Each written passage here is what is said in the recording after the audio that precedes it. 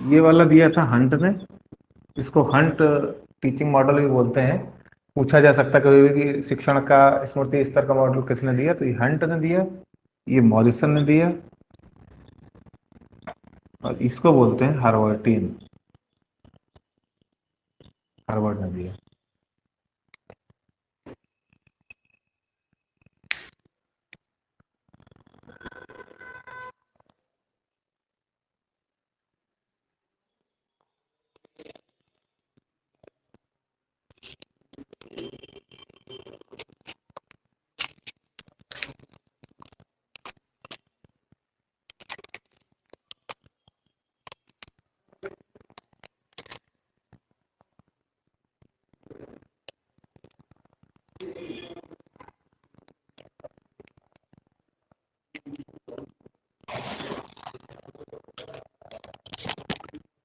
तो वैसे समझने वाली चीज समझ ली, कुछ थोड़े से पॉइंट हैं जो एग्जाम के पर्पज से इंपॉर्टेंट है, वो नोट कर लीजिए। स्मृति स्तर हेडिंग डाल दीजिए, उसमें कुछ पॉइंट हम बताते हैं आपको, वो नोट कर लीजिए स्मृति स्तर में। मतलब इसकी विशेषताएं क्या होती हैं और इसके क्या इंपॉर्टेंस हैं, मतलब उस पर्टिकुलर उस जो प्राइमरी एजुकेशन है उसमें क्या इसके लाभ हैं, सेकेंडरी एजुकेशन उसमें क्या लाभ है, उसकी चर्चा करेंगे। ठीक है, इसमें लिख ली, पॉइंट वाइज लिखते जाइएगा, लिखिएगा। यह शिक्षण का पहला एवं विचारशील स्तर है। यह शिक्षण का पहला एवं विचारशील स्तर है। हम लोग स्मृति स्तर की बात कर रहे हैं।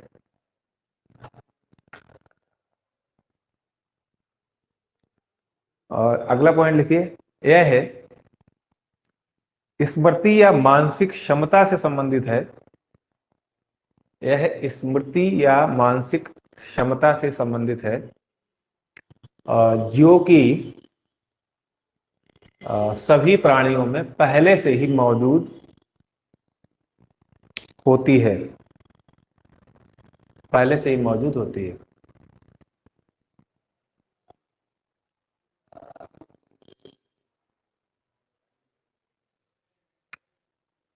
अगला लिख लीजिए, इस स्तर का जो पॉइंट है, इस स्तर में सोचने की क्षमता की कोई भूमिका नहीं होती है। सोचने की क्षमता की कोई भूमिका नहीं होती है।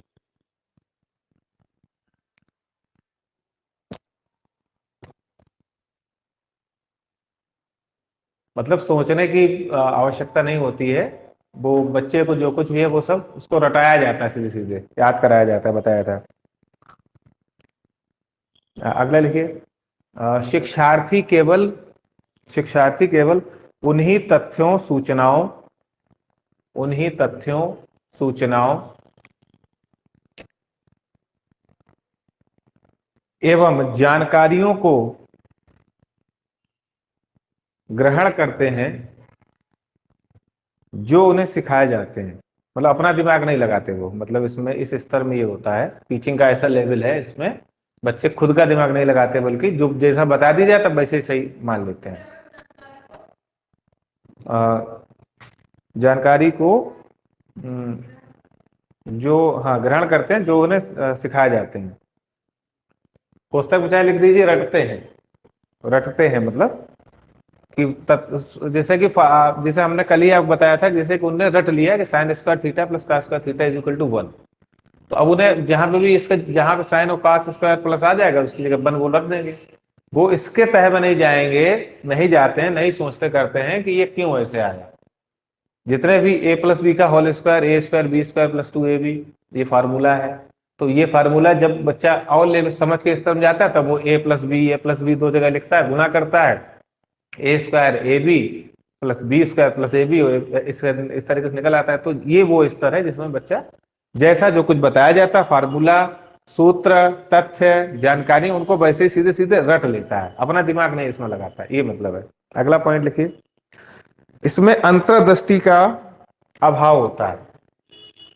इसमें अंतर्दृष्टि का अभाव होता है। बाकी हम जो पॉइंट, जैसे कि अंतर्दृष्टि शब्द आया है तो इससे पहले कभी शायद सुना होगा, तो नहीं समझे होंगे, बता देंगे आपको।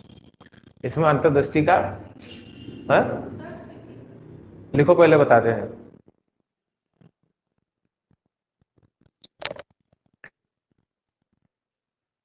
आपका साइकोलॉजी रहा है ना, इनसाइड थ्योरी क्या होती है, पढ़ा है?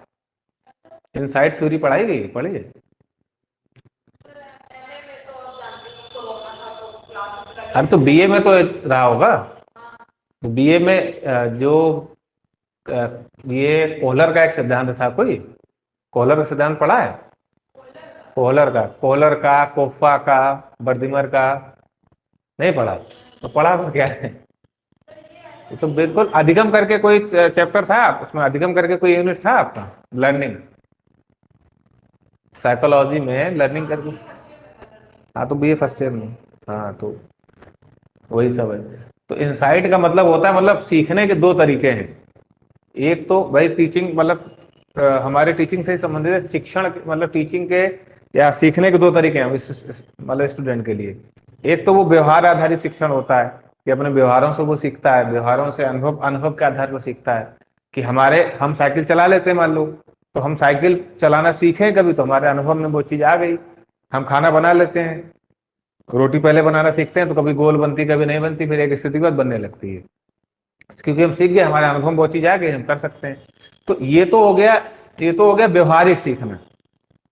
व्यवहारिक सीखना हो गया, मतलब एक तरीके से प्रैक्टिकली सीखना हो गया, क्योंकि आपने उन सब चीजों को समझा था, तथ्यों को ग्रहण किया, इसलिए आप सीख गए। इनसाइट का मतलब होता है कि अचानक से कोई परिस्थिति उत्पन्न हो और अचानक से उसका हल निकल आना। जैसे कि आप इस कमरे में आए, अंधेरा है मान लीजिए, तो अब इनसाइट आपका क्या करेगा? सबसे पहले अब अंधेरा आपको लगेगा, मान लीजिए मोबाइल वोबाइल टार्च वार्च कुछ नहीं, तो आप क्या अब आपकी, ये इसको बोलते हैं सूझ का सिद्धांत। इनसाइट थ्योरी इसको सूझ का सिद्धांत बोलते हैं। ये सीखना है एक तरीके का, जिसमें अचानक से सीखा जाए, और ये हमारे आईक्यू को मतलब को भी बताता है कि हमारा आईक्यू अगर अच्छा करोगा तो हम ज्यादा अच्छे तरीके से हमारी सूझ होगी। सूझ पहेली वगैरह होती है, हम अचानक से उसका जवाब देते हैं, या कोई हम नॉन वर्बल रीजनिंग का प्रयोग करते हैं तो हम अचानक से उसको प्रयोग मतलब अचानक से हल कर लेते हैं। सूझ का मतलब है अचानक से किसी घटना को, तथ्य को जानना, अचानक से सीखना। जैसे कि जो प्रयोग इसका हुआ था, चलिए मान लीजिए चर्चा कर रहे हैं, बता ही दें। कोहलर का जो प्रयोग था उसमें उन्होंने क्या किया था कि उसको चिंपैंजी को एक उसमें बंद कर दिया बॉक्स में, और उसमें दो छड़ियां डाल दी। ऐसी ऐसी छड़ियां थी कि उनको जोड़ा जा सकता, आपस में अगर मिला लो तो वो मतलब जुड़ जाती थी। और थोड़ी दूर पे, इतनी दूरी पे केले डाल दिए कि वो एक छड़ से नहीं आता, दोनों से आएगा। उसने दिमाग लगा लिया तुरंत ही, उसने सोचा कि इसे एक से तो आएगा नहीं, उसने तुरंत जोड़ लिया। तो वो अचानक से जो उसने सीखा वो जो है वो सूझ हो गया। ठीक है, या कुछ स्टूल या टुकड़े कुछ ऐसे डाल दिए, कमरे में बिखेर दिए और केले ऊपर लटका दिए, ये भी एक प्रयोग हुआ। उसमें क्या किया उसने उसने सारे जो टुकड़े थे सब एक साथ रखे, वहां तक ऊपर तक पहुंच गया, उसने कर लिया। तो ये सूझ गया। तो अंधेरा जैसे कमरे में सबसे पहला आपका शायद यही होगा कि आप सबसे पहले स्विच बोर्ड ढूंढेंगे। मान लो जैसे कि इसी कमरे में मान लो स्विच बोर्ड वहां पे लगा हुआ है, हम लोग जनरली ऐसा होता है, मतलब ये सिस्टम भी एक है कि गेट के पास ही होता बोर्ड। कोशिश करेंगे इधर पहले ढूंढेंगे, इधर कहीं नहीं मिल रहा, उधर ढूंढेंगे उधर कहीं नहीं मिल रहा, कोशिश तो यही करेंगे। तो ये है कि अचानक से लाइट चलेगी, कुछ भी ऐसा हो गया, तो अचानक से आप क्या करते हैं, अचानक से जो भी सीखते हैं वो है। तो इसमें जो ये वाला जो है अंतर्दृष्टि का इसमें अभाव होता है, सूझ का अभाव होता है। मतलब बच्चा जो है, चूंकि रटंत स्तर का विकास उसके होता है, तो सूझ उसमें कहां से होगी, सूझ का प्रयोग वो करने का नौबते नहीं आ पाती। इससे गुण लिख लीजिए, गुण। यह निचली कक्षाओं के लिए उपयोगी है, यह निचली कक्षाओं के लिए उपयोगी है। अगला लिख लीजिए, इसमें शिक्षक की भूमिका महत्वपूर्ण होती है, शिक्षक की भूमिका महत्वपूर्ण होती है इसमें। इसके दोष लिख लीजिए।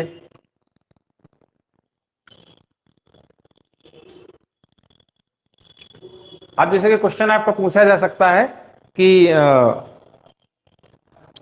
जरूरी स्मृति स्तर क्या है, वो आप क्वेश्चन ऐसे पूछा जा सकता है कि निचले प्रकार के शिक्षण की निम्न में से कौन सी विशेषता नहीं है, या निम्न में से कौन सा गुण नहीं है, निम्न में से कौन सा गुण नहीं है। कॉन्सेप्ट आपको क्लियर अगर है तो आप उसमें से ढूंढ के कर लेंगे, जब क्वेश्चन कराएंगे तो वो चीजें क्लियर होंगी। पहला लिख लीजिए, यह छात्र की क्षमताओं के विकास में योगदान नहीं करता है, यह छात्र की क्षमताओं के विकास में योगदान नहीं करता है।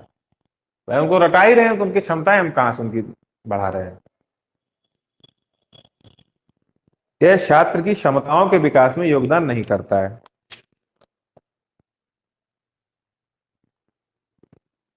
अगला लिख लीजिए, इस स्तर पर छात्र रटकर सीखता है, इस स्तर पर छात्र रटकर सीखता है, इसलिए प्राप्त ज्ञान वास्तविक जीवन, इसलिए प्राप्त ज्ञान वास्तविक जीवन की परिस्थितियों में मददगार साबित नहीं होता है, मददगार साबित नहीं होता है। वास्तविक जीवन की परिस्थितियों में मददगार साबित नहीं होता है।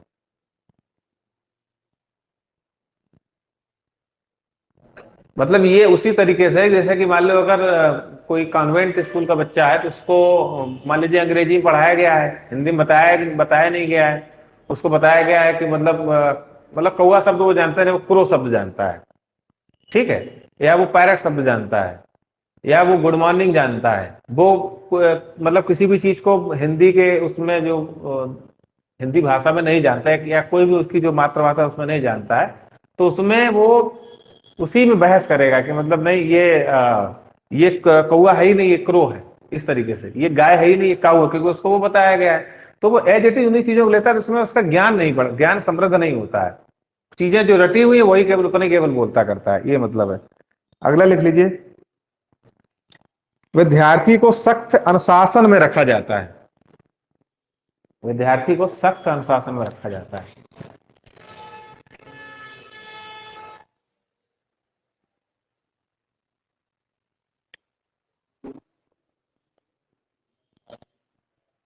अनुशासन आप समझ ही रहे हैं, अनुशासन में, क्योंकि अनुशासन में इसलिए रखा जाता है क्योंकि अनुशासन नहीं रखा जाएगा तो वो बच्चे पढ़ेंगे नहीं, वो बच्चे लड़ेंगे आपस में, कुछ का मतलब किसी बच्चों की लड़ाई आपस में होगी, कहीं कुछ होगा कहीं कुछ होगा। तो बच्चों को अनुशासन में रखना बहुत ज्यादा जरूरी है, इसमें मतलब सख्त अनुशासन में बच्चों पे, छोटे बच्चों को अगर आप लोगों ने कभी पढ़ाया हो तो छोटे बच्चों को देखा होगा कि मतलब उनको उनसे चिल्लाना नहीं पड़ता बीच बीच में, वो केवल सीधे सीधे नॉर्मली कहा जाता है कि प्रेम एवं सहानुभूति की भाषा से पढ़ाएं, लेकिन ये संभव नहीं होता, इसलिए उनको सख्त अनुशासन में थोड़ा रखा जाता है। तो ये इसका एक अवगुण है कि भाई अनुशासन सख्त नहीं होना चाहिए शिक्षा प्रणाली के साथ। अगला पॉइंट लिख लीजिए,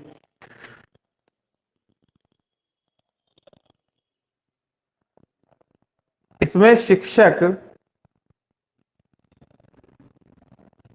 इसमें शिक्षक के द्वारा दिए गए ज्ञान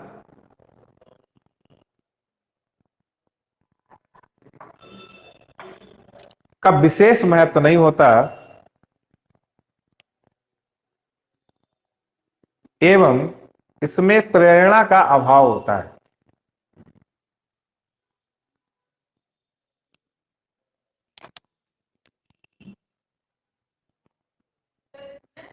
प्रेरणा का अभाव होता है।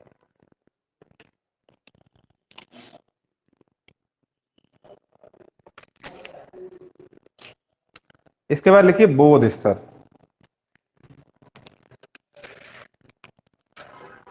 बोध स्तर के क्या तथ्य हो सकते हैं।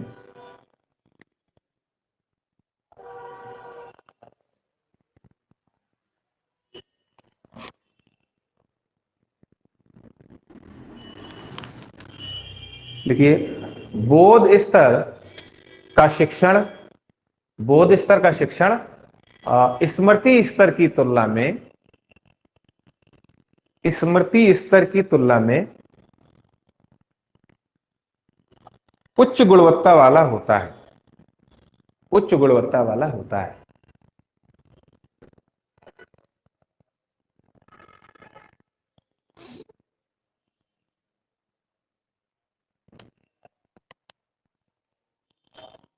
अगला लिखिए, इसमें शिक्षक छात्रों को तथ्यों व सिद्धांतों, इसमें इसमें शिक्षक छात्र छात्रों को तथ्यों व सिद्धांतों के संबंध के बारे में समझाता है, संबंध के बारे में समझाता है और बताता है कि इन सिद्धांतों को कैसे लागू किया जा सकता है? इन सिद्धांतों को कैसे लागू किया जा सकता है? मतलब नीचे की स्टेज थी, केवल सिद्धांत बता दिए जाते थे सीधे सीधे, आए कैसे ये नहीं बताया जाता था।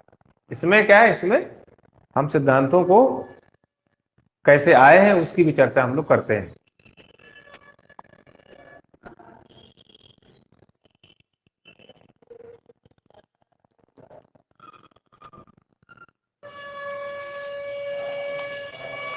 नेक्स्ट लिख लीजिए, इसमें शिक्षण एक अधिक विचारशील प्रक्रिया हो जाती है। इसमें शिक्षण एक अधिक विचारशील प्रक्रिया हो जाती है।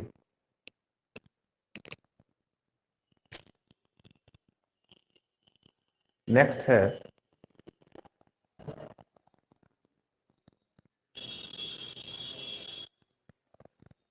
आप लोग फर्स्ट ही पेपर पढ़ते हैं, सेकंड सेकंड भी पढ़ते हैं? बच्चे नहीं है ना इसी चक्कर में।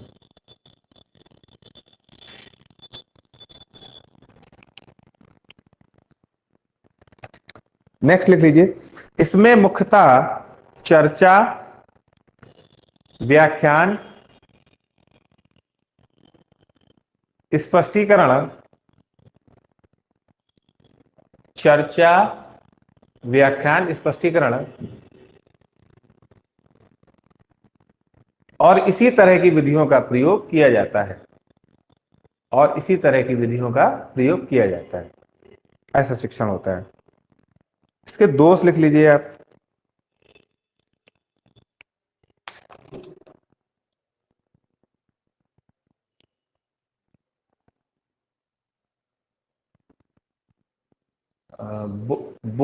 बोध शिक्षण, बोध शिक्षण उच्च बौद्धिक क्षमताओं के विकास में असहायक होता है। उच्च बौद्धिक क्षमताओं के विकास में असहायक होता है।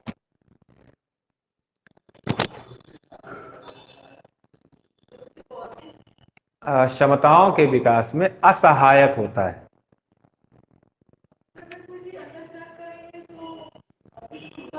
बौद्धिक क्षमता बढ़ेगी, ये बात सही है, लेकिन वो उच्च बौद्धिक क्षमताओं का अभाव इसलिए होता है क्योंकि वो चिंतन स्तर में बच्चा करता है, चिंतन स्तर में उसको करता है, फॉलो करता है। मतलब उच्च बौद्धिक क्षमताएं तो उसकी बढ़ेंगी भाई, सीधी सी बात है। लेकिन उच्च बौद्धिक क्षमताओं का मतलब यह है कि हमने उसको जो है ज्यादातर क्या करते हैं, थ्योरी और डेरिवेशन सबने बता दिए कर दिए भाई। टीचर आपने देखा होगा कि फिजिक्स, केमिस्ट्री, श्रोडिंगर इक्वेशन, कोई भी चीज अगर होती है, कोई फार्मूला होता है, उसको वो एक्सप्लेन कर देता है पूरा। बच्चा उसी के बेस पे सारे सवाल वगैरह करता है।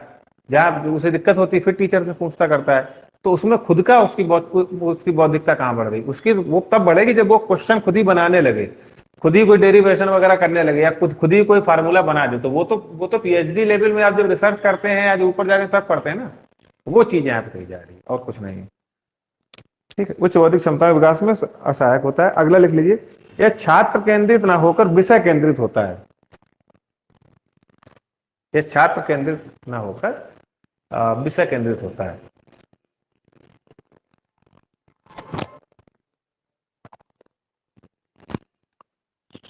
इसके बाद लिख लीजिए चिंतन स्तर।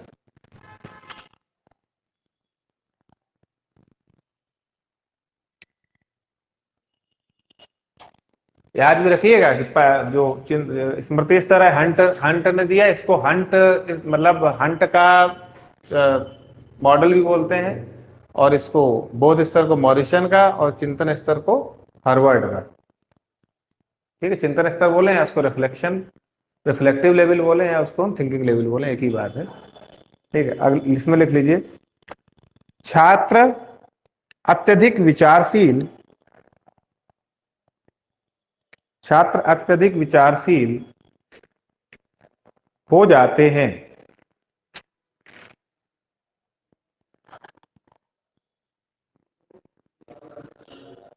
नेक्स्ट है, इस स्तर पर छात्र जीवन की वास्तविक समस्याओं को हल करने में सक्षम, इस स्तर पर छात्र जीवन की वास्तविक समस्याओं को हल करने में सक्षम बनाए जाते हैं, बनाए जाते हैं।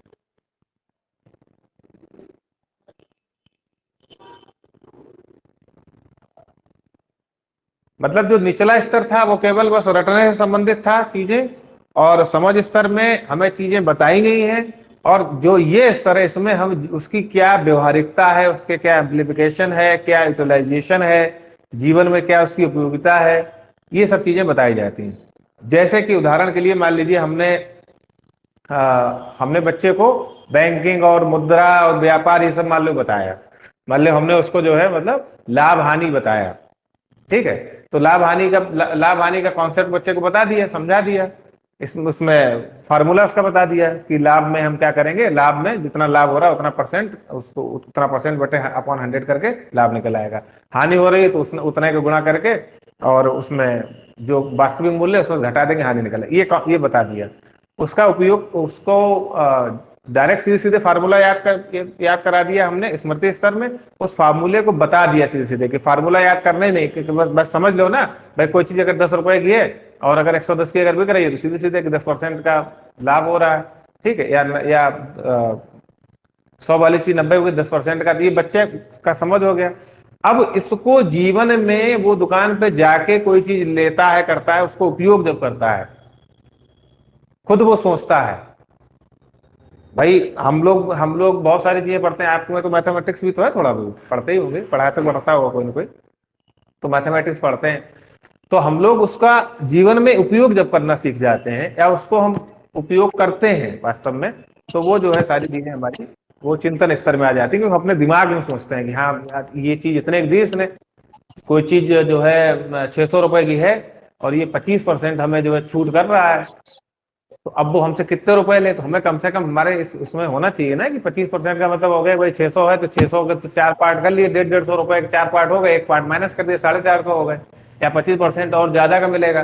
तो ये अपने चिंतन में करना, बिना कॉपी पेन के अचानक से निकाल लेना ही चिंतन स्तर है, क्योंकि हमने अपने दिमाग में क्लियर करके कर लिया। हम चीजों को रटते थे तो दिमाग में सीधे सीधे रटते थे, लिखते इसलिए थे क्योंकि मतलब लिखते इसलिए हैं या लिखते इसलिए थे क्योंकि हमें वो मालूम है कि हम बाद में उसको रट लेंगे। हम वही लिखते इसलिए हैं समझ स्तर में कि ताकि हम उसको समझ लेंगे, भाई हम लिखा हमने इसलिए क्योंकि हम रट लेंगे, लिखा इसलिए हम समझ लेंगे। अब लिखना हमारा तो हो ही रहा है, लिख हम कुछ भी रहे, लेकिन हम उसे अपने विचारों में अपने शब्दों में बताना सीख जाएं, अपने शब्दों में, और बिना कॉपी पेन का प्रयोग करते हुए उसकी व्यवहारिक उपयोगिता अपने दिमाग में अपने चिंतन में हम करना सीख जाएं, वो चिंतन स्तर है। ऐसा दिमाग डेवलप करना नहीं हो पाता, एक अलग बात है कि हम तो हाई लेवल पाने के बाद भी कुछ चीजें रट रहे हैं, तो वो एक अलग विषय है कि हमारा हमारा स्मृति स्तर भी काम कर रहा है। हम हाई लेवल पीएचडी के लेवल पहुंचने के बाद भी हम समझ रहे हैं चीजें, तो वो हमारे समझ स्तर भी साथ में चल रहा है। क्योंकि जो बोध स्तर है उसमें समझ स्तर साथ में चलता है, ऐसा नहीं समझ स्तर वो स्मृति स्तर बिल्कुल खत्म हो जाएगा। चिंतन स्तर जब आता है तो स्मृति ये स्मृति और बोध से ऊपर जरूर है, लेकिन स्मृति और बोध इसमें चलता रहेगा। ऐसा थोड़ी ना कि चिंतन अपने आप हो जाए, चिंतन कैसे कर लोगे, तथ्य तो हमारे पास होने चाहिए। तथ्य होंगे तो वो हम उसको रटेंगे, उसको समझेंगे, जब उसको समझेंगे तभी तो चिंतन कर पाए। कोई चीज हम समझ ही नहीं पा रहे हैं, कई बार ऐसा कोई हमको कोई बात समझाता है तो नहीं समझ में आती, कि समझ ही नहीं आ रही, मतलब सुन तो रहे हैं लेकिन ये कुछ समझ नहीं मारे आ रहा कि क्या मतलब कहा जा रहा है, तो ये चीज हो जाती है उसमें। वास्तविक समस्या हल करने में सक्षम। अगला लिख लीजिए, इस स्तर पर छात्र वास्तविक समस्याग्रस्त स्थिति का सामना, इस स्तर पर छात्रों को सॉरी इस स्तर पर छात्रों को वास्तविक समस्याग्रस्त स्थितियों का सामना करते हैं,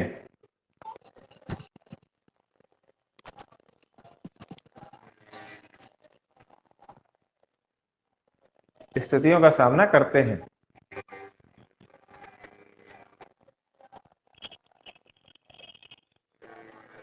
नेक्स्ट है, छात्र स्थिति को समझकर अपनी छात्र स्थिति को समझकर अपनी आलोचनात्मक क्षमताओं को अपनी आलोचनात्मक क्षमताओं को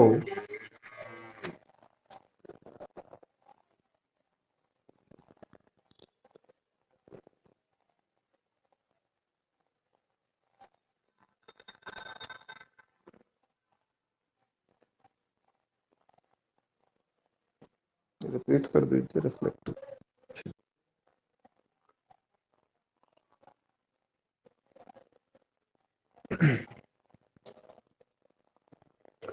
छात्र स्थिति को समझकर अपनी आलोचनात्मक क्षमताओं का उपयोग करके समस्या को हल करने में सफल होता है। समस्या को हल करने में सफल होता है।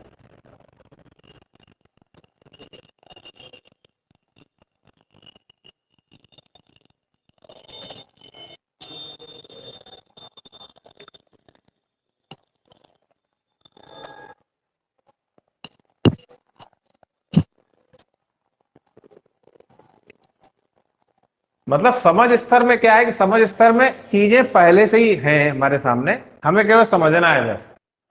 अब जब इसके ऊपर के लेवल पहुंच जाएंगे तो चीजें हमको बनानी है, मतलब कॉन्सेप्ट हमको बनाने हैं, नई नई चीजें। वही चीज है जैसे एग्जाम में आप कुछ भी आप पढ़ लेते हैं, समझ लेते हैं, फिर अपने शब्दों में उसको लिखते हैं। तो यही आपका चिंतन स्तर है कि आप उसका कॉन्सेप्ट समझ गए तो फिर समझ समझ के ऊपर का एक भाई आप समझ गए तो समझ के ऊपर का स्तर है चिंतन स्तर। अब आप चिंतन करके आप उसको कैसे भी लिख सकते हैं।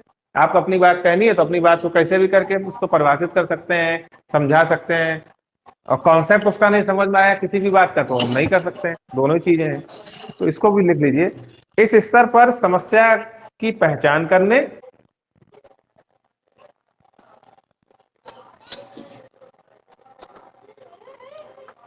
उसे परिभाषित करने और उसका समाधान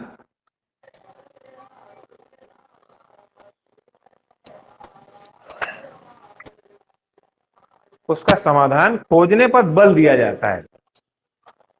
उसका समाधान खोजने पर बल दिया जाता है।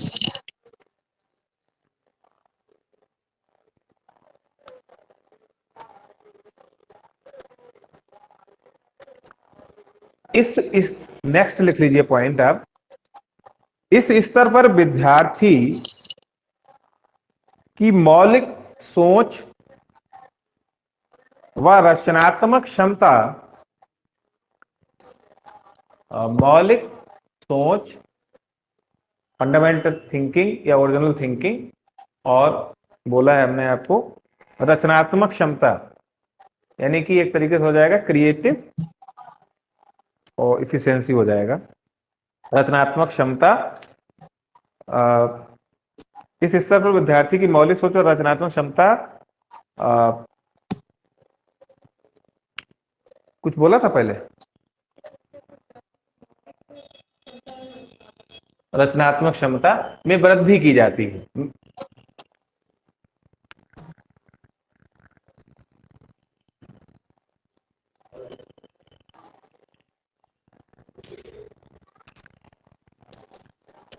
नेक्स्ट लिख लीजिए। यह छात्रों पर ज्ञान को थोपता नहीं है, छात्रों पर ज्ञान को थोपता नहीं है, बल्कि उनकी प्रतिभाओं व क्षमताओं का विकास करता है। प्रतिभाओं व क्षमताओं का विकास करता है। खुले हो जाएंगे सबकी पुट कर रही है मिट्टी।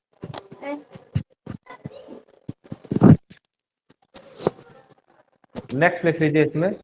इसमें छात्रों की भूमिका काफी सक्रिय होती है। स्टूडेंट की भूमिका ज्यादा होती है इसमें, इस लेवल में, हायर एजुकेशन में स्टूडेंट की भूमिका ज्यादा होती है, ये समझ लीजिए।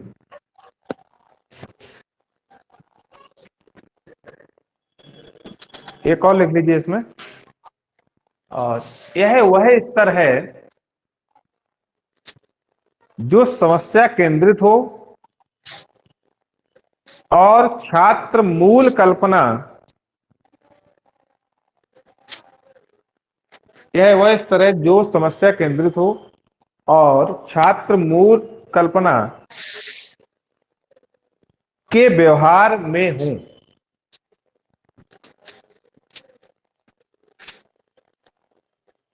मूल कल्पना के व्यवहार में हूं।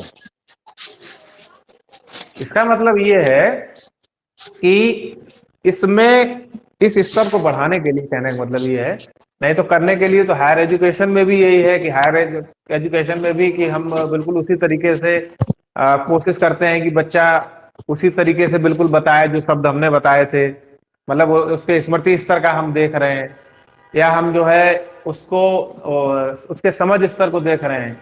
तो ऐसा नहीं होना चाहिए। होता ऐसे ही है, मान लीजिए बीए बीएससी की क्लासेस में ज्यादातर इसी तरीके से होता है कि हम लोग पीछे के ही लेवल की ओर मतलब चलते हैं, वैसे ही लिखवाते हैं, वैसे ही रटते हैं, वैसे ही सुनाते करते हैं। लेकिन इसमें होना चाहिए समस्या केंद्रित, बच्चे को समझा देना चाहिए पूरा। वैसे भी एजुकेशन का जो सिस्टम है, जो टीचिंग का जो सिस्टम है, उसके अकॉर्डिंग हाई स्कूल तक की जो टीचिंग है उसमें बच्चे को समझाने पे और लिखाने पे, नोट्स बनाने पे, इन पे सब पे जोर दिया जाना चाहिए। ये हमारी शिक्षा पद्धति कहती है। और जो 11 से जो टीचर होता है वो उसको बोलते हैं लेक्चरर। और लेक्चरर का मतलब क्या हो गया बताइए? लेक्चर देना। भाई वो लेक्चर देके चला जाए, बच्चे को क्या नोट करना है क्या नोट नहीं करना है वो अपने नोट करेगा। क्यों? क्योंकि उसने उसे चीजों को समझना है। भाई उसने समझता चला गया, कुछ पॉइंट नोट करता चला गया, उन्हीं पॉइंट में उसने क्या किया, चिंतन कर लिया बाद में। तो ये तो 11 से ही होता है कि प्रॉपर नोट्स बनवाए जा रहे करे जा रहे हैं, तो ये नहीं होना चाहिए। बल्कि बच्चे के सामने जो है कुछ पॉइंट रख के बच्चे से सीधे सीधे समस्या को मतलब बच्चे से कह दीजिए जो हमने अभी पढ़ा है इसमें प्रश्न बनाइए क्या होगा। अक्सर टीचर पूछता है कि हमने इतना पढ़ाया, कोई प्रश्न पूछो। बच्चा नहीं पूछ पाता है। बच्चा इसीलिए नहीं पूछ पाता है क्योंकि उसने उसको ठीक से समझा ही नहीं। तो ऐसा तो है ही नहीं चिंतन अपने आप प्रारंभ हो जाएगा, पहले समझना पड़ेगा ना। तो समस्या केंद्रित होना चाहिए और बच्चों की मूल कल्पना, यानी कि बच्चे जो सोचते हैं उनके शब्द होने चाहिए। मतलब मतलब इस जो लाइन जो लिखी है इसका मतलब ये है कि उनकी मूल, वो क्या सोचते हैं, उनकी क्या कल्पना कहती है, उनको बोलने के बताने के अवसर होने चाहिए। और समस्या मतलब बच्चे को हर समय लगता रहना चाहिए कि हमें कुछ बताना, हमें कुछ करना है। यानी कि यह एक ऐसा स्तर है, इसमें शिक्षक की जो है वो भागीदारी तो है शिक्षक की, लेकिन एक मेंटर के तरीके से और निर्देशक के तरीके से, पथ प्रदर्शक के तरीके से, गाइड के तरीके से इसमें सक्रिय जो है वो छात्र को ज्यादा होना पड़ेगा। जैसे उसमें हमने बताया प्राइमरी वाला लेवल है जो स्मृति स्तर है, उसमें छात्र की भूमिका क्या है, बिल्कुल नगण्य है। वो जैसा बता दिया, जो कुछ बता दिया, वैसे जैसा रटा दिया, वैसे सिखा दिया, वैसे उनने पढ़ लिया। धक्का देना पड़ता है, समझाना पड़ता है। ये एक ऐसा स्तर है, इसमें इसमें छात्र को सक्रिय रहना पड़ेगा। डिग्री कॉलेज के टीचर देखिए आप, सरकारी टीचर को कोई मतलब नहीं, 2-2 3-3 4-4 लाख सैलरी मिल रही है आराम से, और कोई पढ़ाने वढ़ाने कुछ ज्यादा जोड़ नहीं किसी भी उसमें। चले जाए प्राइवेट वाले में तो पढ़ाते होंगे, प्राइवेट जो बीच के प्राइवेट होंगे, गाँव वाले वो भी नहीं। डिग्री कॉलेज का टीचर तो उसे मालूम है कि बच्चे को खुद ही अपना मालूम है, खुद ही करेगा। तो क्योंकि उसे मालूम है कि समस्या क्या है, समस्या केंद्रित, और उसे मालूम है कि हम इसमें लिख लेंगे कर लेंगे, ये मतलब यही पॉइंट इसको इसकी तरफ ले जाता है। इससे गुण लिख लीजिए।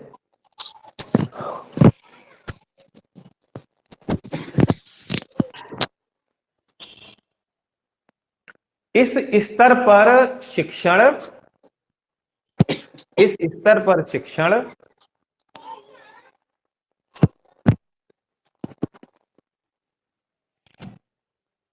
इस स्तर पर शिक्षण शिक्षक केंद्रित या विषय केंद्रित ना होकर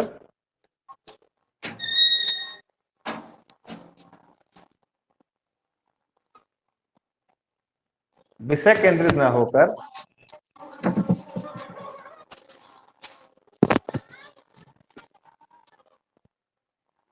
छात्र केंद्रित होता है।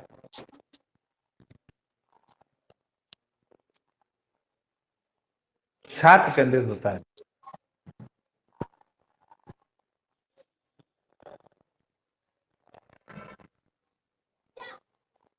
जैसे कि हमारे यहाँ पे एक पीरियड ऐसा भी चला था हिंदुस्तान में, जिसको हम लोग भारतीय इतिहास में हम लोग को जैसे 3 पार्ट में बांटते हैं, प्राचीन और मध्यकालीन और आधुनिक, 3 बांटते हैं। तो जो मध्यकाल वाला जो था उसमें जो शिक्षा की व्यवस्था थी, जो शिक्षण का जो तरीका था, वो पूरी तरीके से शिक्षक केंद्रित था। शिक्षक केंद्रित था, मतलब चाइल्ड सेंटर्ड नहीं था। शिक्षार्थी की क्षमताओं का और उसकी बौद्धिक योग्यताओं का, आयु का, लेवल का ख्याल नहीं रखा जाता था, बल्कि शिक्षक अपने हिसाब से शिक्षार्थी को पढ़ाता करता था। एक वो लेवल था।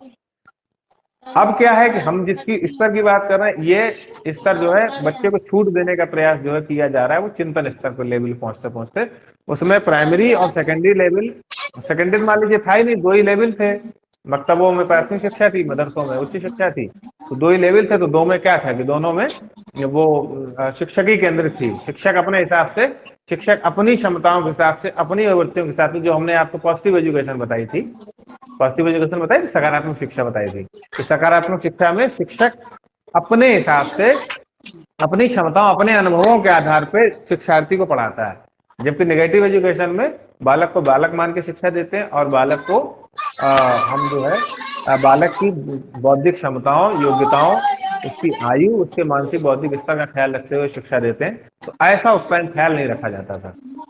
इसमें क्या, इसमें हमने ख्याल रखा है प्राइमरी लेवल पर, सेकेंडरी लेवल पर, और उच्च स्तर पे आते आते शिक्षक बना जरूर दिया गया, लेकिन शिक्षक की भूमिका कमी है। मतलब क्योंकि शिक्षक की भूमिका है ऐसी परिस्थितियां उत्पन्न करना, ऐसा माहौल उत्पन्न करना कि जिससे समस्या उत्पन्न हो, समस्या मतलब समस्या उत्पन्न हो, और जब समस्या उत्पन्न होगी तो बच्चा उसके समाधान की तरफ बढ़ेगा। कि भाई बच्चे को मालूम ही नहीं, अब जैसे पीएचडी हम करने जाएंगे मान लो, तो पीएचडी में आप जैसे एनरोल्ड होगे, सबसे पहली समस्या पता है क्या होगी? सबसे पहली समस्या होगी कि समस्या, समस्या क्या है। पीएचडी में सबसे पहली समस्या ही यही है कि समस्या, अब समस्या, समस्या ढूंढना ही सबसे बड़ी समस्या है कि भाई हम किस लाइन में जाएं। बहुत सारी लाइन है, हमारी इच्छा किधर है, क्या उस पर शोध रिसर्च हुए हैं कि नहीं हुए हैं। भाई हम अभी तो हम लोग अभी रिसर्च एप्टीट्यूड भी पढ़ेंगे, शोध क्षमता वाला भी पढ़ेंगे, तो उसमें रिसर्च कहाँ कहाँ हुए, कहाँ कहाँ नहीं हुए हैं। तो समस्या को ढूंढना बहुत बड़ी समस्या है। तो शिक्षक कम से कम समस्या कम से कम उत्पन्न करा दे, बता दे कि बेटा ये फील्ड होते हैं, गाइडेंस एंड काउंसलिंग वाला फील्ड है, टीचर इसका टीचिंग टेक्नोलॉजी का फील्ड है, एजुकेशन साइकोलॉजी का फील्ड है, एजुकेशनल फिलॉसफी का फील्ड है, बहुत सारे फील्ड है। इनमें कोई एक जो है उसमें देख लो, कोई विचारक को देख लो, कुछ देख लो, तो बच्चे को थोड़ा सा गाइडेंस मिल जाता है। फिर वो काम अपना स्टार्ट कर देता है। फिर थोड़ी समस्या होती है कि इसको हम कैसे करें, चैप्टर कैसे लिखे जाते हैं, चैप्टराइजेशन कैसे करें, क्या करें। फिर टीचर थोड़ा सा बता देता है ऐसे ऐसे करो, करता कुछ नहीं है, थोड़ा थोड़ा सा बस बता देता है बस। हाँ, पीएचडी पूरा ऐसे ही होता है। पीएचडी पूरा जो है वो स्टूडेंट ही करता है। 3 साल का है पीएचडी, लेकिन पीएचडी तो 5-6 साल से पहले हो ही नहीं पाता है। 3 साल का तो है, लेकिन अब आपका सिनॉप्सिस अप्रूव्ड होने में, पहली बार अप्रूव्ड होगी तो 6 महीने उसमें चले जाएंगे। अगर नहीं हुई, लगभग ईमान चलिए 10% लोगों को होती पहली बार में अप्रूव्ड, फिर वो 6 महीने, फिर वो कमी बता दी जाएगी, फिर वो अगले 6 महीने बाद फिर होगी, तो 1 साल ऐसे निकल गया। अब 1 साल ऐसे निकल गया, अब आपको 2-3 साल और लगेंगे। पता चलेगी वो सबमिट हो गई, सबमिट होने के बाद उसका एवेल्युएशन ही नहीं हो रहा है। अब आपको तो मालूम है, सबमिट सबमिट होकर वो एवेल्युएशन के लिए कहाँ गई, 3 जगह जाएगी, 4 जगह, तो अब वो कहाँ गई आपको पता ही नहीं। अब जिस टीचर पास गई, वो टीचर उस टाइम कहीं बिजी है, कुछ है, वो साल साल भर पढ़ी है, तो ऐसे उसमें 5-6 साल का समय लग जाता है। हो जाएगा 3 साल में। हमारे 1-2 मित्र हैं जिनका 3 साल में, क्या उन्होंने 2.5 साल में सबमिट करी है, 26 महीने में सबमिट करी, रिसर्च पेपर पब्लिश करा दिए उन्होंने सबमिट करी, तो हो जाते हैं। लेकिन अब कुछ थोड़ी सी उसमें वही जुगाड़ टेक्नोलॉजी भी चलती है, और कुछ चीजें थोड़ी सी मेहनत भी ज्यादा करनी पड़ती। बहुत से लोग केवल इसलिए नहीं सबमिट हो पाती है कि हम काम ही नहीं कर पाते अपना। आप ही जैसे जितनी पढ़ाई लिखाई करते होगे, तो क्या जितनी पढ़ाई लिखाई करी, क्या उसका पूरा सबका ज्ञान है क्या? किताबें भले आपने नहीं फेंकी होंगी एमए उसकी, लेकिन ये लगता रहता है कि नहीं थोड़ा सा ज्ञान हम कर लेंगे, थोड़ा सा पढ़ाएंगे, थोड़ा सा ज्ञान कर लेंगे। तो ऐसे पीएचडी होता है कि पीएचडी में बहुत सारा 2-3 साल का समय तो केवल इसलिए ज्यादा लग जाता है क्योंकि हम खुद ही काम ही नहीं कर पाते अपना। भाई मान लो रिसर्च हम कर रहे हैं किसी पर, फिलॉसफी में किसी पर रहे हैं, अब हमको किताबें लेने जाना है, हम लेने नहीं पहुंच पाए, उसके बाद फिर उसमें रिसर्च करना है, अपने शब्दों में लिखना है चीजों को, नहीं तो प्लेगरिज्म लग जाएगा। तो बहुत सारी चीजें उसमें, बहुत सारे तथ्य होते हैं। शिक्षक की भूमिका, गाइड की भूमिका बस केवल बस इसी के लिए होती है, बस गाइड दिखाना कि सर सही है कि नहीं है, हाँ सही, इसको थोड़ा चेंज कर लो, इसको थोड़ा चेंज कर लो। तो ये सब हायर में हम लोग जाते जाते चिंतन स्तर में पहुंचते पहुंचते इन सब चीजों की ज्यादा हमको जरूरत पड़ती है। अगला लिख लीजिए, यह उच्च वर्ग के लिए उपयुक्त है।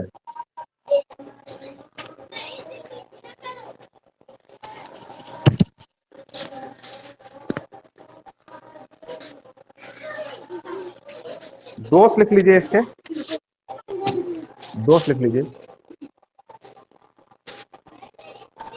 यह छोटे बच्चों के लिए अनुपयोगी है, यह छोटे बच्चों के लिए अनुपयोगी है।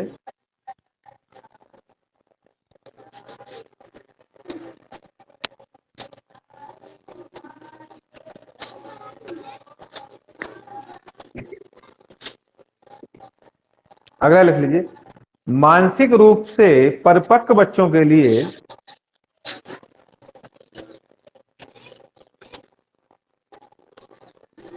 मानसिक रूप से परिपक्व बच्चों के लिए उपयुक्त है।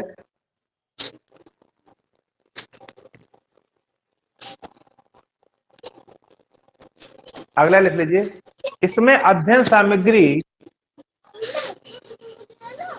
ना तो व्यवस्थित होती है और ना ही पूर्व नियोजित।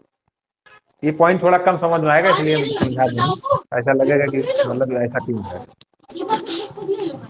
इसमें अध्ययन सामग्री ना तो व्यवस्थित होती है और ना ही पूर्व नियोजित। आ रहे हैं यार, 50 लोग हैं। एक्चुअली में जो हमारी जो पढ़ाई लिखाई जो हम लोग जो जिसको हायर एजुकेशन में पढ़ते हैं, वो कुछ शिक्षा की ऐसी परंपरा हमारे यहाँ की है कि वो लगभग हम समझ स्तर ही तक पढ़ते रहते हैं। ये जो पॉइंट लिखा हुआ है, ये पॉइंट लिखा हुआ है लगभग आप मान के चलिए कि जब हमारा पीजी वगैरह हो जाता है, हम लोग जो रिसर्च वगैरह जब करते हैं तो रिसर्च लेवल की चीज है। वही सामग्री ना पूरी व्यवस्थित होती, ना नियोजित होती है, ना कंट्रोल होता है, तो ये उससे संबंधित चीज है, मतलब ये नहीं उसमें होता है, दोष हो गया। इसके बाद है हमारा नया टॉपिक है, ये इसके पॉइंट हो गए सारे।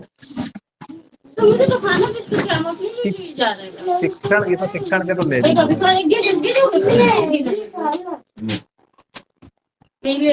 इसके बाद शिक्षण की बुनियादी आवश्यकताएं।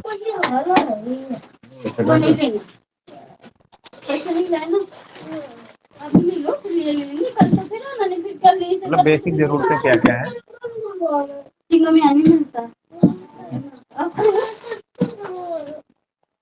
बिस्कुट ना लो, ले लो, अभी ना खाओ बिस्कुट। शिक्षण की बुनियादी आवश्यकताएं, basic needs of teaching.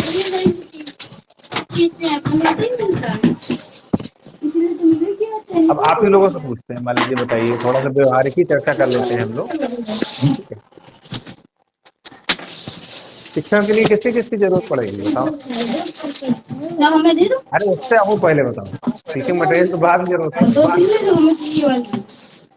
Very good. सबसे मेन चीज क्या हो जाएगा, शिक्षक ही होगा।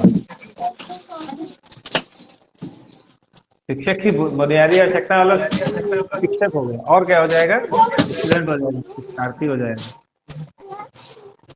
और क्या हो जाएगा,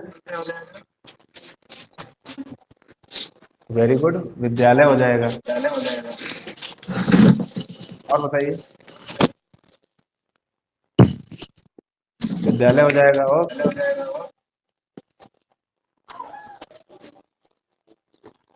पाठ्यक्रम हो जाएगा, और क्या हो सकता है, अनुशासन हो जाएगा, ठीक है, पर्यावरण हो जाएगा, और सोचिए क्या हो सकता है,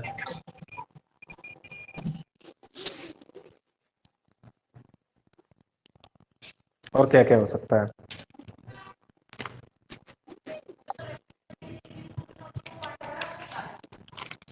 वैसे तो पाठ्यक्रम में ही आ जाएगा, मतलब हमारा जितनी भी चीजें हैं वो पाठ्यक्रम में आ जाती हैं, मतलब करिकुलम में। हम लोग अंग्रेजी में उसको करिकुलम जो बोलेंगे, तो हिंदी में तो कहीं कहीं पाठ्यक्रम मिलता है, कहीं कहीं पाठ्यचर्या मिलता है, लेकिन हम ये मान के चलेंगे कि अगर हम केवल पाठ्यक्रम लिख रहे हैं तो हाँ, इसका मतलब करिकुलम ही है वो। ठीक है, करिकुलम तो है, हम मालूम है दो चीजों से मिलकर बना हुआ है। इसमें हो जाएगा शिक्षक शिक्षार्थी के आपसी संबंध,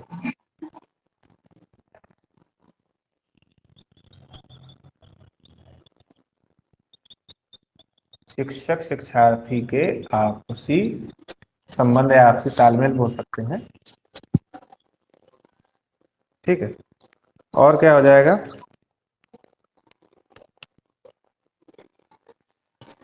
शिक्षक और शिक्षार्थी का शिक्षण और अधिगम के प्रति समर्पण। शिक्षक और शिक्षार्थी का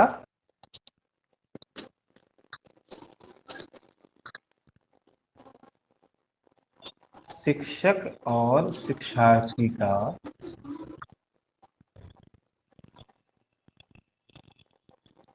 शिक्षण व अधिगम के प्रति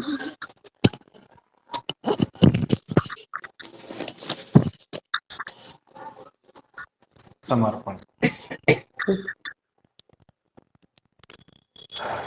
मतलब इसके अलावा और भी हो सकते हैं पॉइंट, ये तो हमारी व्यक्तिवृत्ति के हिसाब से इतने हो सकते हैं।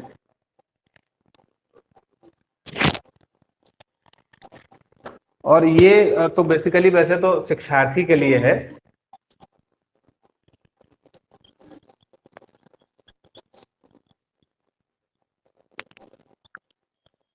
शिक्षार्थी के लिए है, लेकिन हकीकत तो ये है कि टीचिंग के लिए बहुत ज्यादा जरूरी होगा शिक्षक का भी अनुशासन। ठीक है। हाँ, ये तो बताओ, तुम हमसे पूछ रही हो, तुम्हारा तो सब्जेक्ट का है ये तो। अच्छा, अंग्रेजी बता दें उसकी ना। अंग्रेजी नहीं, अधिगम का अंग्रेजी में बोलते हैं लर्निंग, सीखना।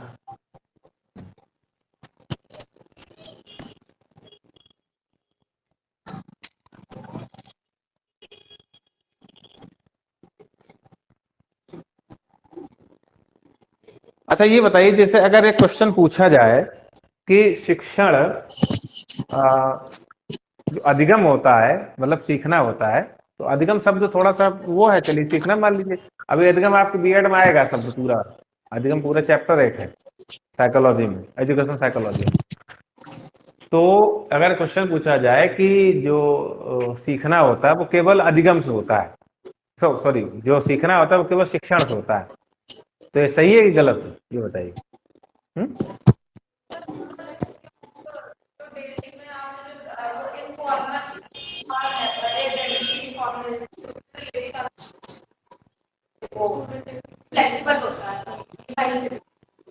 Very good. ठीक है, क्योंकि सीख तो हम कैसे भी सकते हैं, हम दुनिया भर की चीजें सीखे तो सब हमें शिक्षण से ही नहीं सीखे, लेकिन शिक्षण से भी सीखते हैं। मतलब सीखना तो किसी भी रूप में हो सकता है, आप कैसे भी सीख सकते हैं, लेकिन हम शिक्षण के द्वारा सीख ही तो रहे हैं, चीजें समझ रहे हैं, सीख रहे हैं। ट्रेनिंग दी जाती है, शिक्षण दिया जाता है, बीटेक में, एमटेक में, पॉलिटेक्निक में, किसी में भी तो सिखाया भी जाता है, या बीएमएस में डॉक्टरी ट्रेनिंग दी जाती है, बताया जाता है ना, इंजेक्शन ऐसा लगाना, ऐसे करना है, तो सिखाया तो जाता है, तो सीखता इसके भी है, और अपने आप भी वो स्वयं से भी सीखता है, वातावरण से भी सीखता है, अलग अलग तरीके से हो सकता है।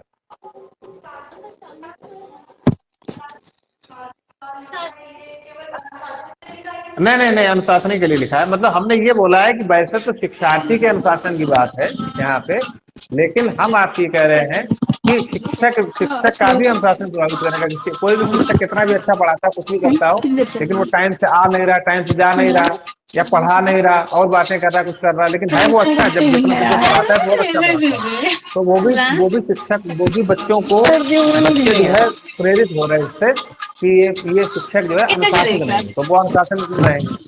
अनुशासन की अगर बच्चों में अनुशासन अगर थोपना लादना है, तो अनुशासन वो बच्चों के ऊपर 3 बजे सो गई, 3 बजे सो गई तो 4 बजे उठूंगी, पता नहीं कब। शिक्षक का मतलब क्या होता है बताइए। 5 अभी तो 5:30 होना होगा, तो अभी मतलब थोड़ी देर पहले क्लास नहीं शुरू की है।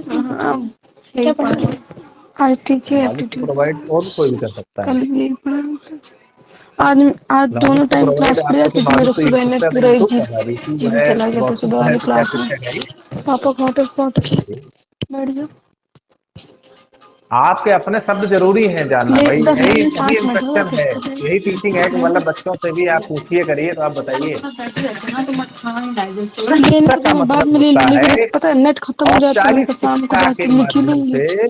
जो भी व्यक्ति जानबूझकर अपने ज्ञान अब मुझे सिमोई फेयर बनानी है, दूसरी कॉपी ला के मार्केट से, इससे मोटी लानी है।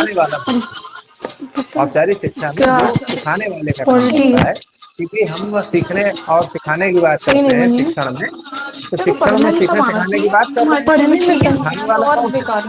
सिखाने वाला कौन है? नहीं पढ़ने से नहीं, मेन बात पता है इसमें क्या है, तो मैंने ध्यान नहीं दिया, मैंने 20 आर्टिकल से लिखना स्टार्ट कर दिया, एक से नहीं लिखा, 15 से लिखा और फिर तो क्या हुआ, सिखाने वाला, सिखाने स्टार्टिंग वाला से तो खैर कोई भी लिखिए होगा ना, और शिक्षक ही उसको बोलेंगे, बीच बीच लेकिन में हम लोग काम मैं जो भी सोच बात रहा कर हूँ रहे हैं, इतना सारा फिर से लिखोगे, शिक्षण की बात तो जो क्या भी कर होगा, रहे हैं, वो हम लोग इतना टाइम कैसे सिंपलिसिटी हो ऑफ जाएगा फॉर्म लिखने में, नैरोगेज दो सेंस पेज लिख में दूंगी यार, टीचिंग की बात अच्छा कर रहे हैं, क्लासरूम लिख टीचिंग तो की बात देती कर रहे हूँ, हैं, जिसमें मेरी इंटरेक्शन मत तो स्टूडेंट और लिख टीचर के बीच में, उस शिक्षण की बात लिख करें। लूंगी क्योंकि यार, जीवन में आप जो भी कोई सिखाता करता है तो आप भाई वो शिक्षक हो गए, आप आपने सीख लिए, हमसे कोई तो किया वो तुमने दो व्यापक अर्थ पेज है में तुमने शिक्षक हो अलग गया, लिख लिए, वो तुमको व्यापक अर्थ दोबारा में लिखो, शिक्षक हो मैंने गया। हमने लिखा है जो लिखा लेकिन हम हम उसको लोग पढ़ लेंगे। कोई भी चीज प्रोफेशनली जब बात करते हैं, ये नोट्स बनाने वो की हम बिल्कुल आदत छूट औपचारिक गई शिक्षा की मेरी, बात करते हैं। औपचारिक शिक्षा की भाई हम लोग शिक्षा, भाई आपने बीए एमए अरे किया, ये पढ़ाई मैं लिखाई सोच करी, रही ये तो नोट्स, आपने कैसे करी? आपने सिलाई सीखी, आपने कढ़ाई सीखी, आपने बुनाई सीखी, आपने टाइपिंग सीखी, उसमें तो क्या लगेगा नहीं, उसका उसका सर्टिफिकेट उसमें आपको नहीं फिर मैं दिया उसको गया? बना रही हूँ, तो मुझे क्या सर्टिफिकेट उसका जरूरी है? फिर मुझे वहाँ आप पे भी सिलाई अगर जानी आपको आती है पड़ेगी, तो आप सूट फिर उसका चाहिए सिल के तुरंत दिखा दीजिए, आपके आप वही सारे सर्टिफिकेट है आर्टिकल आपका। कंप्यूटर आप मान लीजिए सर्टिफिकेट भी मिल जैसे जाता है, लेकिन मौलिक सर्टिफिकेट अधिकार की हो जरूरत गए, है उसको। मेन आपको सबसे खाना मेन तो बनाना यही आता है होता तो है उसको आप बना इसमें, के दिखा दो, पता चल जाएगा कि आता नहीं है, तो एक सर्टिफिकेट लिए तो हो फिर नहीं मैं हमको लिखूं, ये। मत लिखो यार, बहुत सारा है लिखने के लिए, हाँ, उसी प्रोफेशन में जाएंगे इसी तो को एक ही अलग चीज कंटिन्यू है। करो। हम लोग और जनरली जब तुम्हें बात अगर करते लग हैं रहा है कि 15 तक आर्टिकल तो कितने वो पेज में आ हमारे जाएंगे, कहने 2 का पेज मतलब में ये आएंगे, है कि 3 पेज देखो में आएंगे, आपने इससे ज्यादा क्या आपका टैलेंट उस लिखोगे, चीज का है, एक पेज तो 20 का व्यापक पेज अर्थ में आप निकाल के क्या क्या चिपका सीख देना रहे हैं, आगे, क्या क्या शिक्षण ले रहे हैं, वो एक अलग चीज है। लेकिन आप भाई इतना जब सारा लिखने के क्लासरूम बाद में सिस्टमेटिक तरीके से, मान तो लो मैं ब्यूटी सोचू पार्लर का कितना ही कोर्स सारा आप है कर ये, रहे हो, तो आपने उसका एक सर्टिफिकेट लिया, प्रॉपर आपने क्लास करी, प्रॉपर बहुत आपने सारा जो है है उसमें उसका के लिए, व्यवहारिक उपयोग करके देखा, आपको मतलब समझाया वहाँ गया, आपको रखा हुआ सिखाया पेयर गया, तुम अगर तो दोबारा वो लिख एक रही हो आपकी तो बहुत औपचारिक ज्यादा शिक्षा के है, माध्यम से हो जाएगा, आप खुद ही सीख गए, तो वो जो है और व्यापक अर्थ फिर में शिक्षण हो जाएगा। तो शिक्षक जो है वो सिखाने वाला हो गया, नोट्स तो मेरे और ठीक बने हैं, ये हो तो मैं गया कर दूंगी जानबूझकर, कसम से, मतलब ऐसे नहीं, साथ में जानबूझकर लो, प्रभावित करने वाला। और क्या, ये दो कॉन्सेप्ट हैं, एक सिखाने वाला और जानबूझकर प्रभावित करने वाला। जो व्यक्ति है वो औपचारिक शिक्षा के माध्यम से, उसको हम बोलेंगे शिक्षक, ठीक है। फंडामेंटल राइट हो गया और इसमें वो और बाकी शिक्षक के अंदर क्या क्या गुण होने चाहिए, जो शिक्षक के अंदर जो गुण होने चाहिए वही हमारे टीचिंग के गुण हो जाते हैं। तो वो हम लोग जब शिक्षण के गुण जब हम देखेंगे तो उसमें उसमें पता निकल, बहुत ज्यादा इसमें मतलब पता पता चल जाएगा वो है शिक्षण कैसे किसके लिखा, लिए। शिक्षार्थी इंस्ट्रक्शन जरूर करता है, लेकिन जिम्मेदारी किसकी है शिक्षण पे।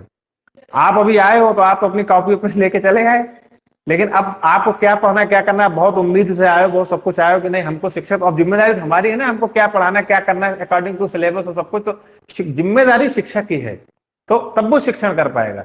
तो हम लोग शिक्षक वो उसमें हम चर्चा आगे करेंगे। शिक्षार्थी का मतलब क्या हो गया, इसी का कर दीजिए, जब ये सिखाने वाला है इसलिए सीखने वाला हो जाएगा, सीखने वाला हो जाएगा और प्रभावित होने वाला हो जाएगा, ठीक है। बस शिक्षार्थी की जब बात आती है तो शिक्षार्थी हमें इतना याद रखना है कि हमारे वर्तमान में जो शिक्षा की प्रक्रिया है वो बाल केंद्रित है। बाल केंद्रित है मतलब यानी कि शिक्षा चाइल्ड सेंटर्ड है। और जो शिक्षा की जो धारणा है, आप एक अच्छे शिक्षक के तौर पे अगर टीचिंग एप्टीट्यूड के क्वेश्चन अगर सॉल्व कर रहे हैं और आपके दिमाग में एक पॉइंट है, कौन सा पॉइंट, शिक्षा बालक के लिए है लेकिन बालक शिक्षा के लिए नहीं है, और ये पॉइंट अगर उल्टा हो गया तो क्वेश्चन गलत हो जाएगा, समझ लीजिए। हाँ, तो नहीं समझ आया होगा ना, इसीलिए कह रहे हैं, इसीलिए इसीलिए हम बोल रहे हैं तुम्हारे कि जितनी भी शिक्षा की प्रक्रिया बनाएगी किसके लिए बनाएगी। इतने सारे कोर्स बनाए गए, इतने सारा पाठ्यक्रम, इतने सारे विद्यालय, देखो कितना सरकार सरकार सरकार कहती है, या मतलब हम ही लोग कहते हैं कि ये आपने गाय देखी होगी, मतलब ये बिना दूध देने वाली गाय है, जिसको खिला भी रहे पिला भी रहे सब कुछ कर रहे हैं, लेकिन कोई उससे फायदा नहीं हो रहा। शिक्षा मतलब शिक्षा में तो भाई टीचर को इतनी तनख्वाह दे रहे, भाई रेलवे में दे रहे हैं तनख्वाह रेलवे कर्मचारियों को, तो रेलवे से फायदा भी हो रहा है, किसी भी डिपार्टमेंट देखिए कि सब में फायदा हो रहा है, लेकिन इसमें नहीं फायदा हो रहा। फायदा मतलब लॉन्ग टाइम हो रहा है, मतलब देश डेवलप कर रहा है वो अलग, लेकिन तत्काल कोई फायदा नहीं हो रहा। भाई शिक्षा आपको दी गई, टीचर ने पढ़ाया, टीचर को वेतन सरकार दे रही, आपको वेतन मिलने लगा, आप मल्टीनेशनल कंपनी में जॉब करने लगे, विदेश पहुंच गए, तो आप उस पैसे से तो अपने पेट भर रहे हो ना, अपने घर वालों का, कि सरकार दे रहे हो। तो उस तरीके से है सिस्टम में जो शिक्षा की जितनी भी प्रक्रिया है वो किसके लिए, बालक के लिए है, स्टूडेंट के लिए है। और तो ये तो सीधी सी बात है कि शिक्षा की प्रक्रिया, शिक्षा की व्यवस्था किसके लिए, बालक के लिए। बालक उस व्यवस्था के लिए नहीं है कि मतलब ये है, ये चीज कहती है कि शिक्षा बाल केंद्रित है, मतलब बालक के ऊपर ज्ञान को जबरदस्ती थोपा नहीं जाना चाहिए, लादा नहीं जाना चाहिए, शिक्षा बिना बोझ के होनी चाहिए। इसकी बातचीत लगातार चलती रहती है कि शिक्षा बालक की जो जो नेचुरल टेंडेंसी है, जो उसकी स्वाभाविक प्रवृत्तियां हैं, जो जन्मजात प्रवृत्तियां हैं, उसकी इनेट पावर है, उनको प्रभावित उनको उनको जो है मतलब बाहर निकालना चाहिए, उनको करना, ये शिक्षा होनी चाहिए। तो शिक्षा की जितनी प्रक्रिया है वो बालक के लिए है, बालक उस शिक्षा के लिए नहीं है, यानी कि वो उसके जबरदस्ती उसको नहीं मतलब करना चाहिए, उसकी इच्छा है तो पढ़े, उसकी इच्छा है तो ना पढ़े। ये शिक्षा का स्वरूप, वो बाल केंद्रित शिक्षा का स्वरूप ये माना जाता है। बाकी हम बच्चे को जबरदस्ती पढ़ा रहे कर रहे हैं तो ये शिक्षा बाल केंद्रित नहीं हुई, ये शिक्षा शिक्षक केंद्रित हो गई। तो अभी जो शिक्षा की व्यवस्था है वो शिक्षा के मिक्सअप रूप चलते हैं, शिक्षक केंद्रित, बाल केंद्रित, कुछ चाइल्ड सेंटर्ड, कुछ टीचर सेंटर्ड, कुछ करिकुलम सेंटर्ड, लेकिन ओवरऑल जो शिक्षा है वो शिक्षा कैसी है, बाल केंद्रित है। वो कब से हुई है? शिक्षा शिक्षक केंद्रित थी। एजुकेशन में जब हमने प्रिंसिपल ऑफ साइकोलॉजी को हमने इम्प्लीकेशन, उसके जो सूत्र सिद्धांत थे उनका प्रयोग किसमें किया? शिक्षा के क्षेत्र में किया, कि बच्चा पुनर्बलन से ज्यादा सीखता है, पुनर्बलन से अधिगम में सीखने में ज्यादा तेजी आती है। मतलब हम बच्चे शाबाश कर देते, वेरी गुड कर देते, कोई क्वेश्चन पूछा उसको एक टॉफी दे दी, एक पेन दे दिया, तालियां बजा दी, कुछ कर दी, तो बच्चे को अच्छा लगेगा अंदर से, तो वो कोशिश करेगा और हम उत्तर दें और बताएं, जो हम कल पुनर्बल वाला बता रहे थे। तो ये सारी जो चीजें हैं, ये बच्चे को सीखने में या जो हमारे शिक्षण में मतलब शिक्षण में एक नया अनुभव प्रदान करती है। शिक्षण में मतलब एक अच्छा शिक्षण, मतलब एक प्रभावशाली शिक्षण की व्यवस्था इसमें होती है। तो शिक्षार्थी क्या है? सीखने वाला है और प्रभावित होने वाला है, मतलब वो क्लासरूम में। तो स्टूडेंट और टीचर तो आप वैसे भी जानते हैं, बस कॉन्सेप्ट थोड़ा सा हम बताना चाह रहे थे। विद्यालय क्या है? विद्यालय जो है, विद्यालय एक ऐसी चार दीवारी, एक ऐसा स्थान जहां पे शिक्षक और शिक्षक शिक्षार्थियों को शिक्षा का प्रबंध करते हैं, शिक्षक ज्ञान का संचरण, ज्ञान का प्रवाह, ज्ञान का संप्रेषण, ज्ञान का अंतरक्रिया जहां पर संचालित करी जाती है, ऐसे स्थान को विद्यालय कहते हैं। विद्यालय बना कैसे होता है ये भी समझ लीजिए। विद्यालय में कितने तत्व होते हैं? विद्यालय में दो तत्व होते हैं, एक होते हैं मानवीय, एक होते हैं मानवीय।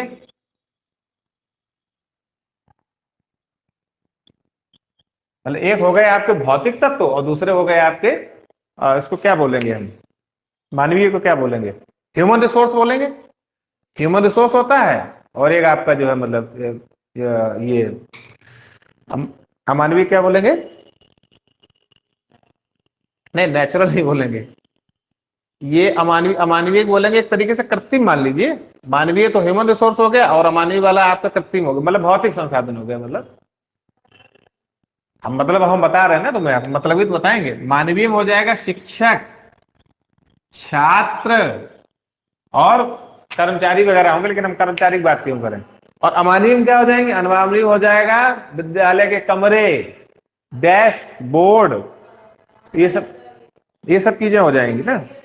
हाँ हाँ हाँ हाँ, ये सब चीजें हो जाएंगी। अमानवीय में क्या हो जाएगा? डेस्क हो जाएगी, कुर्सी हो जाएगी, ठीक है, और बोर्ड हो जाएगा। जितनी भी चीजें देख रहे हो आप, जो चीजें बोल नहीं सकती, चल नहीं सकती हैं, वो सारी चीजें किसमें आ जाएंगी? अमानवीय में। और जो बोल सकती हैं, चल सकती हैं, कर सकती हैं, वो तो सीधे सीधे समझ लीजिए शिक्षक और छात्र मानवीय। और ये अच्छा, ये बताइए कि मान लो ये सारी चीजें बनी हुई हैं, ये अगर आप उसमें पढ़ रहे हैं तो इसको क्या बोलेंगे? क्लास बोलेंगे। आप उसमें नहीं पढ़ रहे हैं तो ये क्या हो जाएगा? ये कमरा हो जाएगा। हम लोग बाहर लिखा होता है classroom, classroom 1, classroom 2, classroom 3। Class इसलिए लिखा है क्योंकि बच्चे उसमें बैठे हो, लेकिन बच्चे अगर नहीं बैठे हो तो क्लासरूम नहीं है वो room number 1, room number 2, room number 3 है। वही वाला हाल है जैसे कि हम लोग जो है, एक हमारा जो जिसमें हम रहते हैं, जो हम वो जब वो बनता है, जिस टाइम उसमें नींव पड़ती है, दीवारें बनती हैं, प्लास्टर होता है, बनता है, उसको बोलते हैं मकान। और जब उसमें व्यक्ति रहने लगता है तो क्या हो जाता है? वो हो जाता है घर।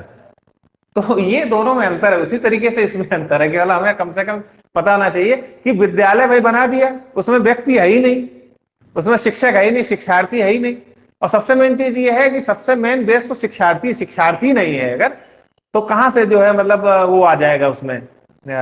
शिक्षक की क्या जरूरत है बताइए? शिक्षक तो तभी तक है जब शिक्षार्थी है। बेंचें तो तभी काम की है। तो शिक्षार्थी तो सबसे महत्वपूर्ण भूमिका में हो जाता है, इसीलिए शिक्षार्थी को छूट दी गई। ये हो गया। पाठ्यक्रम तो चलिए मान लीजिए आप जानते ही हैं, कल बताया था कि पाठ्यक्रम जो है, पाठ्यक्रम माध्यमिक शिक्षा आयोग के हिसाब से अगर देखें माध्यमिक शिक्षा आयोग एक आयोग था, मतलब एक कमीशन बना था, इंडियन एजुकेशन कमीशन बना था भारतीय, उसका नाम था मुदालिर आयोग था, सेकेंडरी एजुकेशन कमीशन के नाम से भी जाना जाता है। उन्होंने कहा था कि पाठ्यक्रम का अर्थ केवल उन विषयों से नहीं लगाया जा सकता जो कि एक विद्यालय में, विद्यालय के कक्षा कक्ष में परंपरागत रूप से पढ़ाए जाते हैं, बस बल्कि इसमें अनुभवों की वह संपूर्ण श्रृंखला सम्मिलित होती है जो कि बच्चा विद्यालय के मैदान, कंप्यूटर कक्ष, प्रयोगशाला और भ्रमण आदि के माध्यम से सीखता है। इस प्रकार से विद्यार्थी का संपूर्ण जीवन ही पाठ्यक्रम बन जाता है, ऐसी डेफिनेशन उनकी थी, ऐसा उन्होंने कहा था। पाठ्यक्रम शब्द की उत्पत्ति क्यूरे शब्द से हुई है। क्यूरे का मतलब होता है दौड़ का मैदान, एक जो है, या फिर एक घुड़सवार जिसमें जो है मतलब एक मैदान में चारों तरफ चक्कर लगाता दौड़ता हो, उसको बोलते हैं क्यूरे लैटिन भाषा में। उससे क्यूरिकुलम शब्द की उत्पत्ति हुई, तो पाठ्यक्रम बना। तो ठीक, वो हमने मान लीजिए बता दिया आपको, आपके लिए जरूरी है कि नहीं वो महत्वपूर्ण नहीं है, लेकिन पाठ्यक्रम दो चीजों से बना हुआ है। एक हमारा कंटेंट, विषय वस्तु क्या है जो कि हमारे लिखित में प्राप्त होती है, और दूसरा क्या होता है, को करिकुलम एक्टिविटी। को करिकुलम एक्टिविटी क्या होती है, जिसमें हमारे सांस्कृतिक कार्यक्रम कराए जाए, भाई हमारे कल्चरल एक्टिविटी कराई जाती है, तो उससे जिससे हमारे अंदर जो है सांस्कृतिक मूल्यों का विकास हो, हमारा शरीर अच्छा हो, तो यानी कि व्यायाम, खेलकूद कराए जाते हैं, पीटी कराई जाती है, और इसके अलावा त्योहार मनवाए जाते हैं ताकि हमारे अंदर जो है राष्ट्रीय मूल्यों का विकास हो, सांस्कृतिक मूल्यों का हो, पारिवारिक मूल्यों का हो। तो ये जो सारी चीजें हैं, और बच्चे को भ्रमण कराया जाता है ताकि उसके अंदर सामाजिक मूल्यों का हो, एक साथ जाएंगे करेंगे, तो ये सब चीजें पाठ्यक्रम के अंतर्गत आती हैं, और ये हमारे शिक्षण को प्रभावित करती हैं कहीं ना कहीं। अनुशासन क्या होता है, बताइए अनुशासन क्या होता है? ये शब्द बहुत बार सुना होगा, इसको परिभाषित कीजिए, क्या होगा मतलब, इसको बताइए। नहीं, जैसे ये तो जैसे वाली बात होगी ना, जै हाँ, जैसे तो बाद में बताइए, पहले तो उसका कॉन्सेप्ट बताइए। जैसे तो rule and regulation for student and teacher, student and teacher, ये तो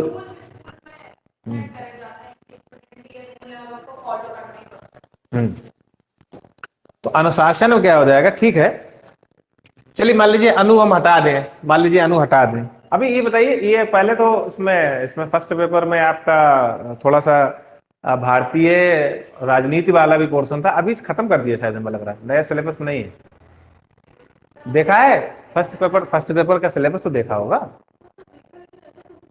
उच्च शिक्षा प्रणाली है, लेकिन हमें लग रहा है वो वाला हटा दी। पहले इंडियन कॉन्स्टिट्यूशन भी आता था, इंडियन कॉन्स्टिट्यूशन, हाँ अभी शायद नया सिलेबस हमने भी देखा है, नया सिलेबस हमें लग रहा है हटा दिया उसको, जो भी है। चलिए खैर, वो मतलब नहीं है। अगर अनु हटा दें तो क्या हो जाएगा, शासन। और शासन की क्या आवश्यकता है भाई, शासन का क्या मतलब, शासन का मतलब है कि जो इन्होंने जो बताया है कि भाई हमारे पास कुछ जो है मतलब एक राष्ट्र की व्यवस्था को संचालित करने के लिए कुछ नियमों, विनियमों, कानूनों आदि की आवश्यकता होती है, और उनका पालन हमें करना होता है, यही शासन है। इसी में हमने लगा दिया अनु।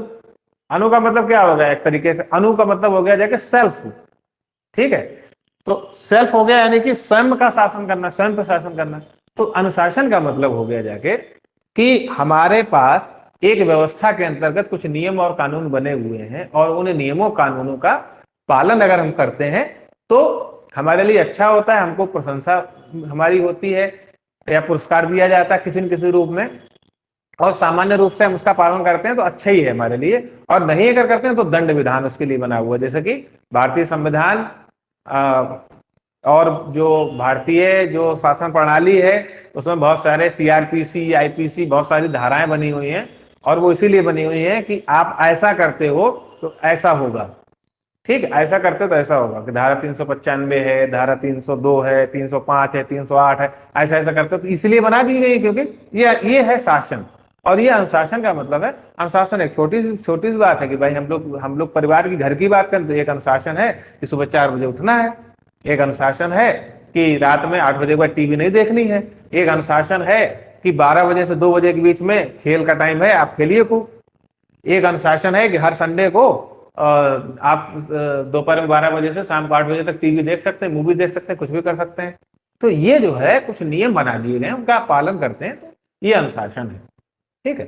तो अनुशासन में भी जो एक जिसको हम बोलते हैं स्व अनुशासन, अनुशासन में भी स्व अनुशासन का मतलब है कि हम जो है स्वयं से अनुशासित हों, स्वयं से अनुशासित हों, तो वो तो अनुशासन होता है। तो शिक्षार्थी के लिए इसका बहुत ज्यादा महत्व है कि शिक्षार्थी को अनुशासन में बहुत ज्यादा मतलब जरूरी है रहना। उसको बिना अनुशासन के शिक्षा की प्रक्रिया को ठीक तरीके से संचालित नहीं किया जा सकता है। कि मान लीजिए एक शिक्षक ने शिक्षण प्रारंभ कर दिया, पढ़ाना शुरू कर दिया, और आधे तथ्य उसने बता दिए या कुछ तथ्य उसने बता दिए, और उसके बाद क्या है कि हम लोग आगे जब बढ़े, जैसे कि आपने पहली क्लास नहीं ली थी, मान लीजिए एक उदाहरण के तौर पर बता रहे हैं, तो अब हम उसके आगे के बता रहे हैं, तो हम पीछे कोई जब हम रेफरेंस हम बताएंगे, पीछे का जब हम एग्जाम्पल के तरीके बताएंगे हमने जो बताया था, तो वो चीज मतलब गायब हो जाएगी ना। तो ये अनुशासन की बात है कि अनुशासन, ये अनुशासन है कि क्लास मान लो अगर हमारी 4 बजे से स्टार्ट हुई, और अगर एक विद्यार्थी मान लो 4:30 बजे आ रहा है, तो आधा तक उसके निकल गए। तो ये अनुशासन है कि इसलिए अनुशासन की बहुत आवश्यकता है कि अनुशासन किसी भी चीज का हो, और विद्यालय के अंतर्गत अनुशासन का प्रयोग किया जाता है। भाई हमारा टाइम टेबल बनाया जाता है, और पीरियड सबके लगते हैं सिस्टमेटिकली, एक टाइम के बाद एग्जाम होता है, एक टाइम सर्टिफिकेट दिया जाता है। तो ये सारी व्यवस्था भी अनुशासन की व्यवस्था है।